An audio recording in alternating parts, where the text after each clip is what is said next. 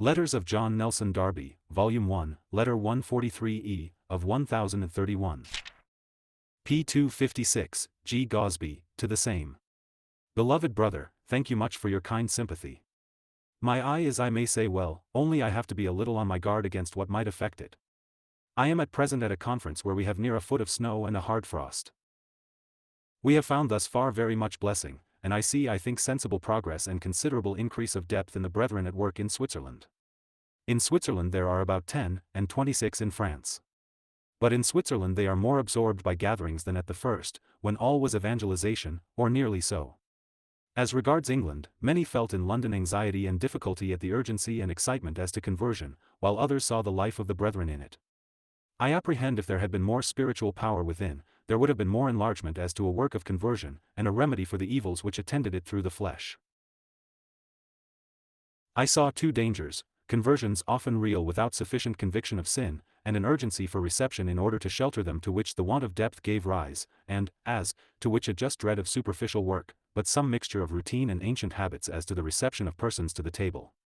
Evil has resulted from the excitement which was mixed with the work. Perhaps more positive energy of action in those who were not excited might have guarded against this, still there was evil to be guarded against. The only part one took was to seek to deepen the work by the word when occasion offered.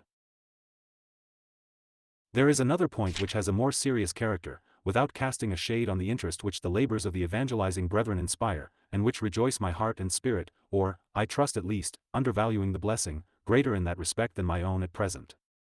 There is this difference between their labors and the early ones of brethren, where large success accompanied evangelization. At that time, those who labored with energy watched over the fruit of their work gathered by them. There was, too, I think, more of Christ, and of the value of the church to Christ in their work, as distinguished from the love of souls. It is now consequently more easily associated with mere evangelicism, which, pretending to convert the world, mixes with the world it pretends to convert.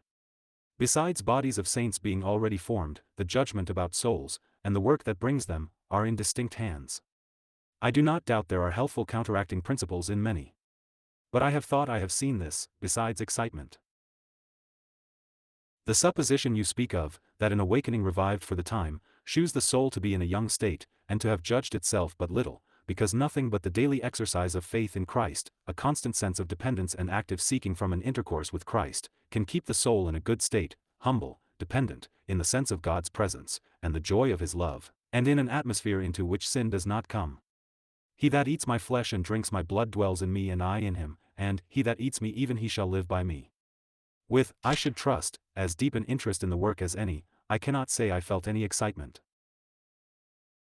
But I apprehend our work through grace is not to blame or hinder, but to seek to help in prayer, and, according to the gift given to us, to care for these souls, to deepen and complete the work, to work for Christ in it, to look for deeper conviction, but specially to connect Christ with the state of their souls.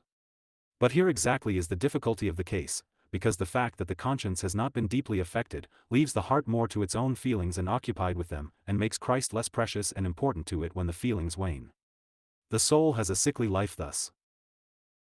But then we depend on grace in Christ, and in ministering patiently Christ, the soul perhaps passing through a crisis of doubt or a fall, finds His value, and is settled in Him. Though I have had no details, nor desire to have them, I am aware of the efforts and attacks directed against me. There is a kind of instinct which shews you them. I have no wish to be insensible to them, but I am through grace in blessed peace about them and everything. One can by faith carry everything to God, and all is peace. First, as to outward things, I have never had such good meetings, both in France and Switzerland, and the Lord so sensibly with His poor servant in speaking. And if it were God's will that men should cover me with infamy, if it be His will, I should be unspeakably happy in it, because it was His will. Perhaps many would not understand me, but when one is more with God, joy becomes boundless. It is not, of course, that I should seek it, I need not say, nor that the thing is not disagreeable, but, in the measure in which it is, one's joy is more entirely with God, and His will is always right, so that one has not to reason about it, but to leave it to Him. As to those who act in it, I have only as to myself to wait and seek to act rightly if they cross my path. Thus I leave it, in all peace. Our place is to meet everything in service, in the patience and power of Christ. I speak of you and many brethren feel the danger of the influx of persons to the table, and I trust that with all largeness of heart they may carry all this to Christ. In London it occupies the thoughts of some. The Lord raise up true carers for souls.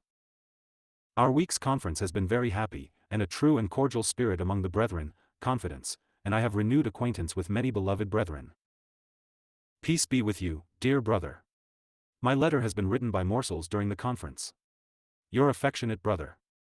51143E